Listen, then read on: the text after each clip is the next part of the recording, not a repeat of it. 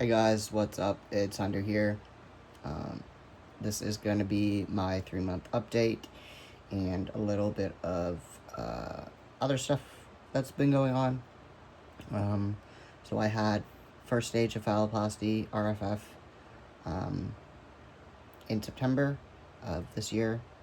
Um, obviously, because this is my 3-month update, but I wanted to talk about some stuff. So first off, I'm going to be showing my arm. I'm not going to be showing my leg in this video, but it has been healing quite nicely. So I'm going to do my best right now to show how my arm is looking. Getting all angles of it is kind of difficult, so just bear with me. So this is my arm graft.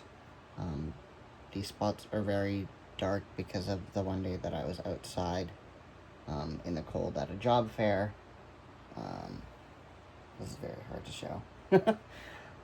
But essentially, like, your blood vessels kind of do things in the cold and the heat, and that's why, like, those spots are a bit darker. They just haven't gone back to a lighter red yet, which is not a really big concern to me. So my arm graft has been healing with essentially no complications. Essentially, this whole surgery, I really haven't had any complications, which I'm very grateful for, by all means, because I've heard of quite a few people having quite a few complications, and I'm really grateful that I haven't had any issues. So the one thing and the only thing that I was noticing and was concerned about at the start is when I had got my catheter out after the 3 weeks, and I initially thought that I had a fistula, which is essentially when you have a hole open up and urine comes out from that hole as well as your urethra. But Montreal informed me, and I don't know if it's accurate or not, it's just what I was told, is that they make a hole. It's not a big hole, but they put a hole at the bottom of your scrotum so that, like, extra urine, I guess, can leak out. I don't know. Whatever they want to say, sure. But it made me think that I had a fistula. I quickly learned that I don't and didn't.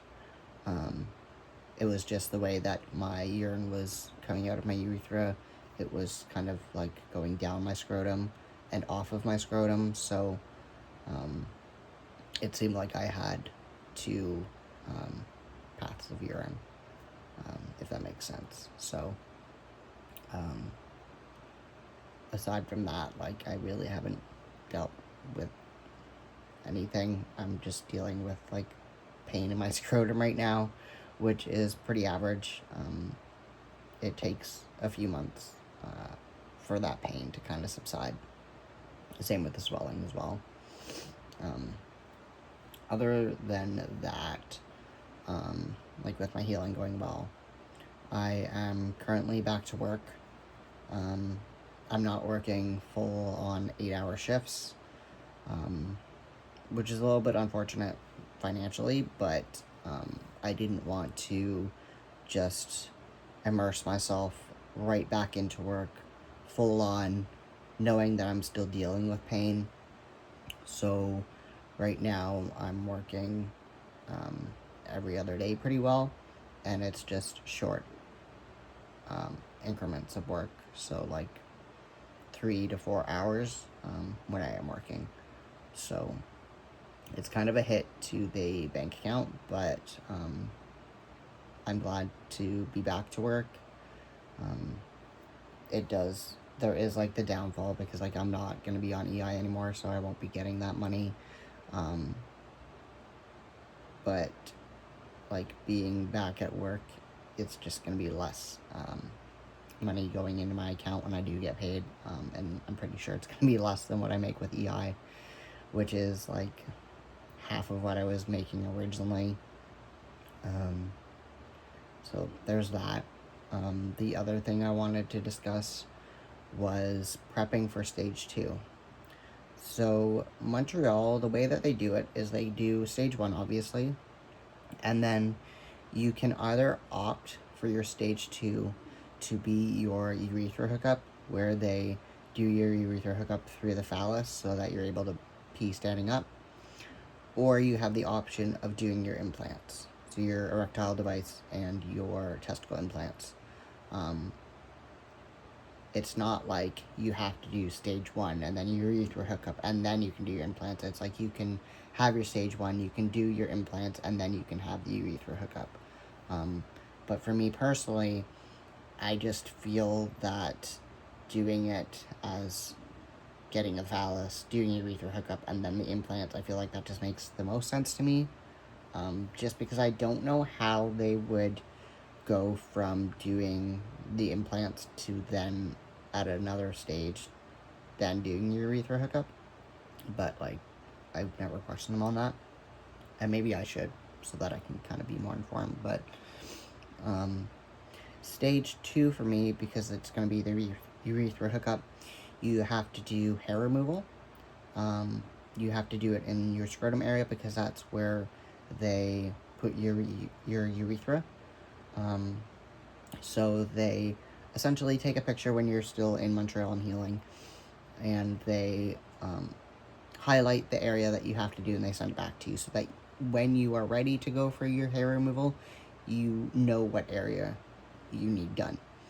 So when I started this whole process of phalloplasty, I'd say, gosh, I'm going on like 5 years now, since I first started this process. Actually, no, sorry, even further.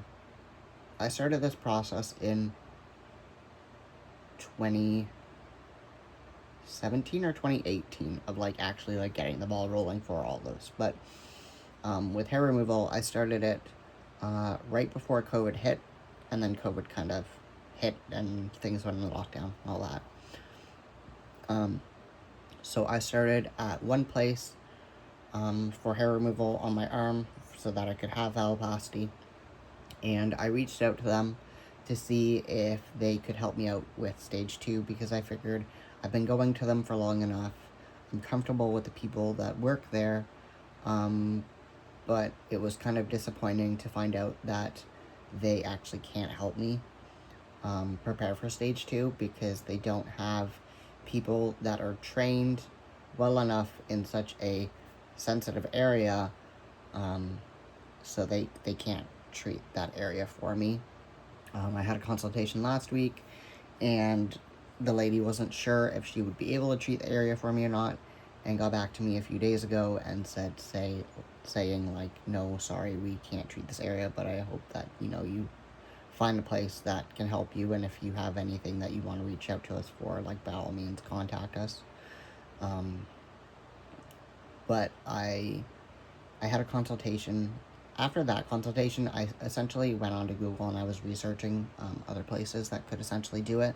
And I had a consultation today for a place and found out that they are going to be able to help me, which is so fantastic, because I was really concerned that I was going to have to do treatments myself. I had bought a laser hair removal machine to do at-home treatments, and thankfully I won't have to be using that on myself. I can go somewhere that is willing to treat the area, because they treat men, women, trans people, doesn't matter who you are, they treat the whole body because they're medically trained in that. So that is very much something I am grateful for, and I will be starting that in January, just due to finances. So I will have 6 sessions booked, and the cost of that is going to be $550 plus tax. I could have started treatments today if I had wanted to, but just financially I couldn't afford it.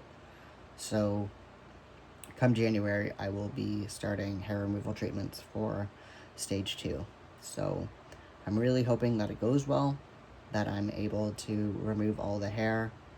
I'm not sure how long it's going to take me, just because, like, if you look at your arm hair and then think of, like, your hair that grows in the pubic area it's generally much darker and much coarser, so it's kind of tougher to not remove per se, but it just takes longer to kind of see the results from it. So I think that's pretty much about all I really wanted to say and talk about in this video. So if you have any questions or comments, feel free to leave them down below. Feel free to subscribe to my channel. I know that in the past I wasn't really doing a whole lot of uploads, but I've definitely gotten back into the swing of things, and if you have any topics that you want me to discuss, by all means, please also feel free to leave those down below. So, I will talk to you guys soon, and until then, I'll talk to you guys later. See ya. Bye.